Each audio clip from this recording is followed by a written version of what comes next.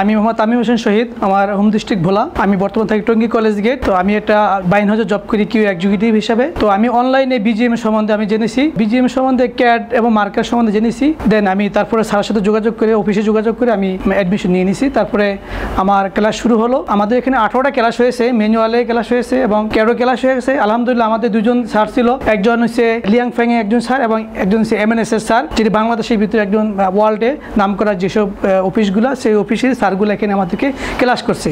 আসলে এখানে যে ক্লাসগুলো করছি আমার কাছে খুব ভালো লাগছে এবং আমাদের কাছে সব কিছু ভালো লাগছে। স্যার আমাদেরকে যথেষ্ট ভালোভাবে বুঝিয়ে দিয়েছে এবং আমরা যতটুকু জানছি ইনশাআল্লাহ আমরা হয়তো অন্য জায়গায় আমরা জব করতে পারবো, জব ইনশাআল্লাহ পাবো। ওই রকম এক্সপিরিয়েন্স আমাদের হয়েছে এবং ওইভাবে স্যার আমাদেরকে গাইডলাইন দিয়ে দিছে।